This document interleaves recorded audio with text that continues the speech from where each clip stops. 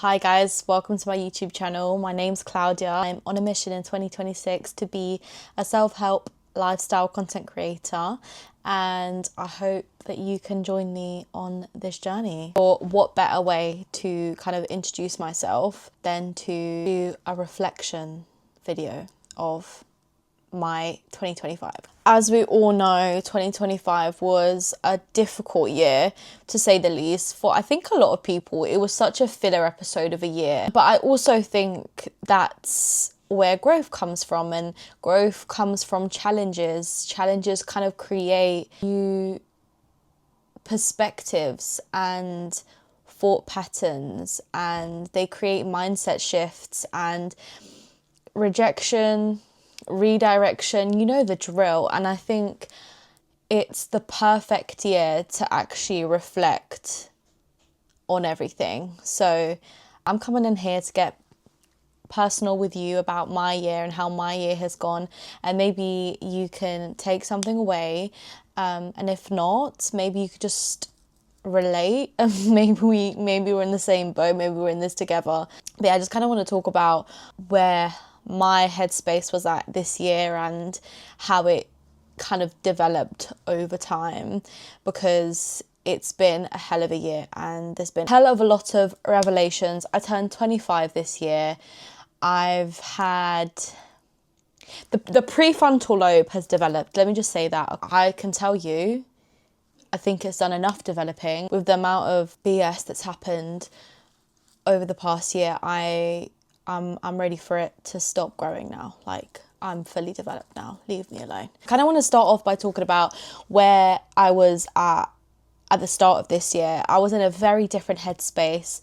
I wasn't sure what I wanted from life. I don't think I came in with a clear mission for 2025.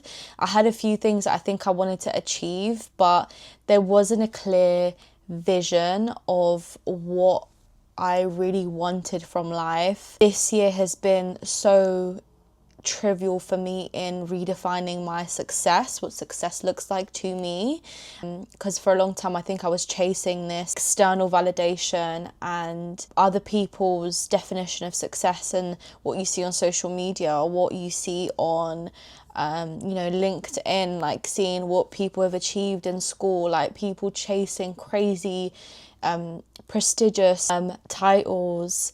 And I thought that for me, that was what's going to make me feel successful and what's going to make me feel happy. But over time, I'll get into it, but I had to really redefine my version of success, because it's completely just been flipped upside down. And I just had this almost like spiritual awakening, revelation, that I don't need to chase what everyone else has. I wasn't sure what I wanted at the start of this year. I think I had a vague idea.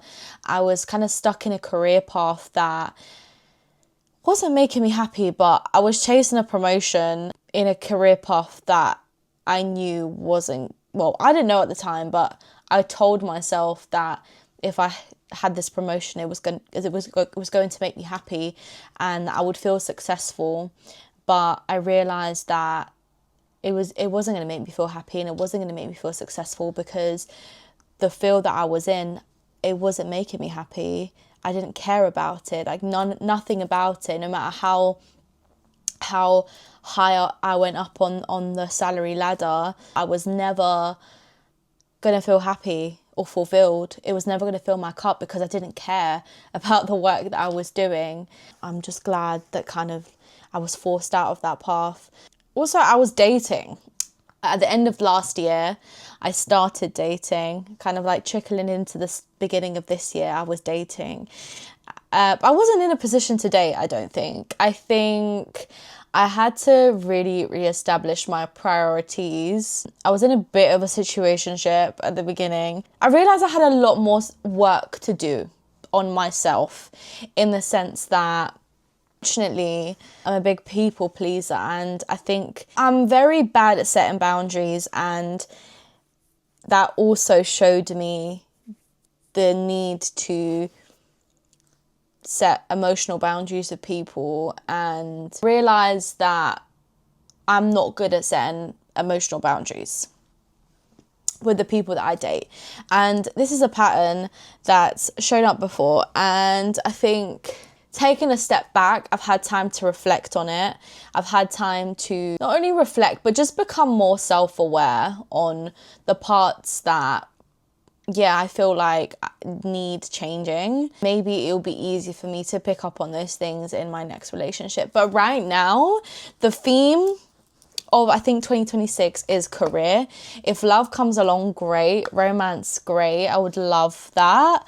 But also, that's not where the priority is at. And I'm very proud of myself to be able to finally kind of realize that and understand that. And actually just saying it out loud just feels great, because I, in the past, just had the tendency to focus on relationships too much and focus on just wanting to feel loved and be loved.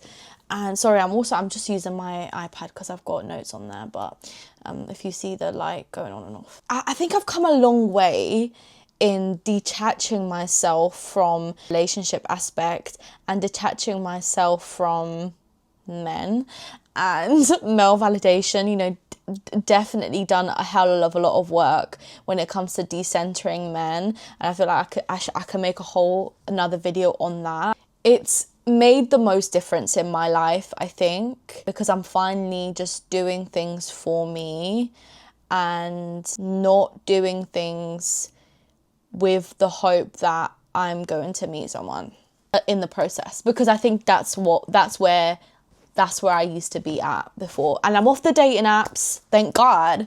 2026 is a year of finance and career. That's where my head is at. I'm also unemployed, so that's why we're going to be talking about career a lot. But I'm currently unemployed. Just as a side note, again, I can go into that a little bit more, but I am unemployed. I'm kind of navigating that. Right now, I know where my priorities are at. It's definitely just to find a job that fulfills me whilst also pursuing this content creation on the side, because I feel like that is what's truly going to fill my cup. I was definitely operating from a place of survival rather than alignment. I was operating on vibes, on hopes that my life was just gonna turn out well, by just hoping that it would. I was literally functioning on hope. I was operating on this system of, if you just gotta trust the process, like trust the timeline, what's meant for you will be for you and will work out in the end. And that is a great mindset to have. In some ways it's an optimistic one, but there's also a lot of work that you need to be doing alongside that. And I don't think I was quite prepared or really understood the gravity of how much inner work I needed to do, and also external work, just actual physical hard work to get to where I need to be. It takes effort. You can't just hope and pray that everything's just going to work out in your favor when you're sat on your ass doing nothing. So I think that's another thing I've come to realize, that I'm going to need to put in the work. If I want something, I'm going to need to get up and go get it. To let go of a lot of expectations that I had of myself and my timeline, but expectations that just didn't align with what I wanted from life. I kind of feel like I'm speaking in riddles. I hope I'm not, and I hope that this message is coming through to you guys, but discomfort has actually taught me so much more than success could have. I think you learn through discomfort, you learn through challenge. When you're challenged, you are forced to think outside the box. You are forced to look at things differently. I think it forces you to open up your mind, which in the long run gives you a window of opportunities, because you're now just a lot more open to other possibilities. For me, I think that forced me to take the idea of content creation more seriously. You don't have to be stuck in an office job for the rest of your life. Content creation is something that I actually enjoy. It's something that I love creating. I love editing. I love putting things out there, and there's nothing that fills my cup more than people in this community that relate to what I have to say, that resonate with what I have to say. And it can be 2-3 people, but it's truly something that fills my cup. And I think social media is such a good gateway in this day and age to pursuing your dreams. And it can be really it can just be anything. It's just such a good way to get yourself out there, to promote yourself in ways that people couldn't before, back in the day. I want to help people. I want to share my growth process, share my mindset shifts in ways which might come through to people and allow people to become a better version of themselves. I want to build something sustainable, and I guess maybe this is my little testimony for YouTube, to say that and to put that out loud and to put my word out there. I hope this is something that will monetize. It's just an amazing form of expression, and it's also teaching me that it is a form of expression. I want it to be a form of expression, not a form of validation. I'm learning to let go of external validation. I'm learning, especially this year, I've learned that actually I'm the only person that can validate myself, and I don't need that to come from other people or from external sources, because really and truly, like, I'm that girl. I'm that girl. Going into 2026 to carry on carry on aligning myself with the woman that I've imagined myself to be. Everything already exists. Everything that you want is already out there. It's just about aligning yourself with the right book, with the right chapter.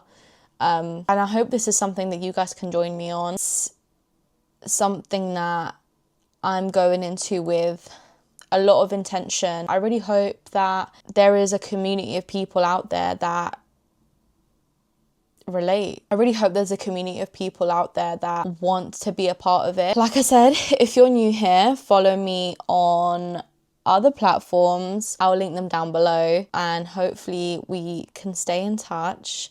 Let me know what your goals for 2026 are. Let me know what your favorite lessons of 2025 have been. Hope to see you soon.